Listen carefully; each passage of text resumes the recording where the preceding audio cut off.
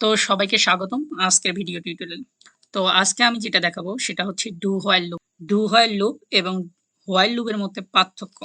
তো চলুন আমরা প্রথমে ডু হোয়াইল লুপের বেসিক স্ট্রাকচারটা দেখে নিই। ডু হোয়াইল লুপের বেসিক স্ট্রাকচার আমরা যদি তাকাই, তো প্রথমে সে ডু এর কাজ করবে এবং বডির মধ্যে ঢুকে যাবে, তারপর কন্ডিশন চেক করবে। তো আমরা যদি এর ফ্লো চার্ট দেখি, তো প্রথম প্রোগ্রাম স্টার্ট হবে, তারপর হচ্ছে ডু হোয়াইল লুপের বডি সে একবার এক্সিকিউট করবে এবং কন্ডিশন ফলস হলে সে স্টপ করে দেবে এবং কন্ডিশন ট্রু হলে সে ডু এর মধ্যে যে বডিটা আছে সেটাকে আবার এক্সিকিউট করতে থাকবে।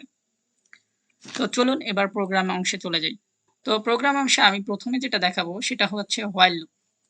তো হোয়াইল লুপে যদি আমরা তাকাই, প্রথমে আমরা দেখব যে এখানে একবার কন্ডিশন দেওয়া আছে, আই এর মান ইনিশিয়ালাইজ করা হয়েছে 1 এ। তারপর আমরা হোয়াইল লুপের একটা কন্ডিশন দিয়েছি আই লেস দ্যান ইকুয়াল 5, অর্থাৎ আই এর মান যেহেতু 1, তাহলে 1 লেস দ্যান ইকুয়াল টু 5, অর্থাৎ 1 কি 5 এর ছোট অথবা 5 এর সমান। তো এখানে আমরা দেখতেছি যে কন্ডিশন সত্য, কারণ 1 5 এর থেকে ছোট।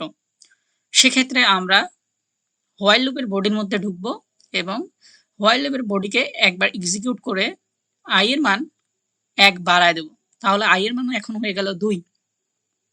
তো এখন আমরা 2 এর সাথে 5 এর কম্পেয়ার করব। 2 লেস দ্যান ইকুয়াল 5, হ্যাঁ অবশ্যই 2 5 এর থেকে ছোট। সেক্ষেত্রে আমরা আবার এই ইনার লুপে অর্থাৎ এই হোয়াইল লুপের বডিতে ঢুকে একবার আবার এক্সিকিউট করব। এবার আই এর মান 2 থেকে 2 প্লাস 1 হবে, 2 প্লাস 1 হবে, অর্থাৎ এবার 1 বাড়িয়ে হবে 3।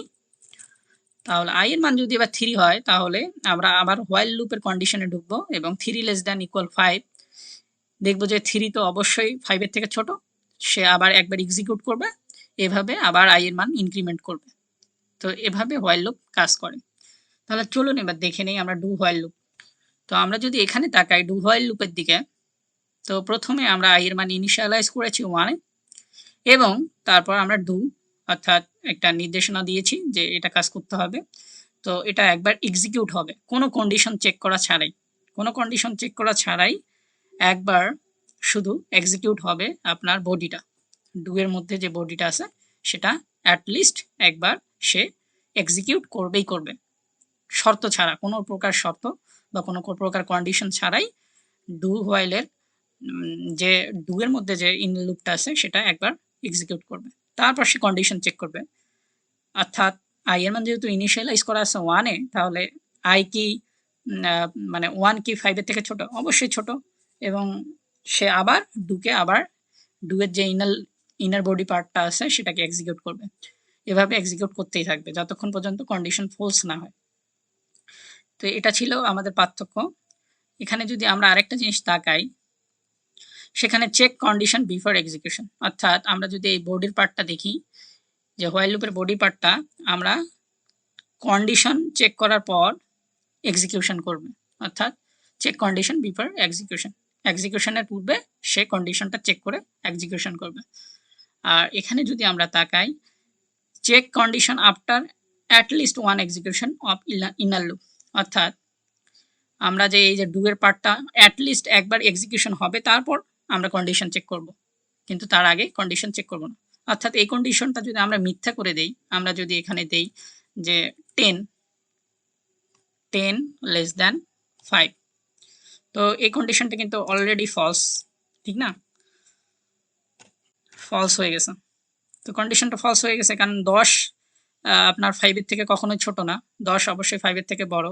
তো আমরা যদি তারপরে এই প্রোগ্রামটা রান করি, আমরা যদি এখনই রান করি প্রোগ্রামটা, অন্ততপক্ষে একবার এটা প্রিন্ট করবে, এই লেখাটা একবার আমাদের প্রিন্ট করবে। ওকে, তো আমরা যদি রান করাই, তো দেখেন এখানে একবার রান করিয়েছে।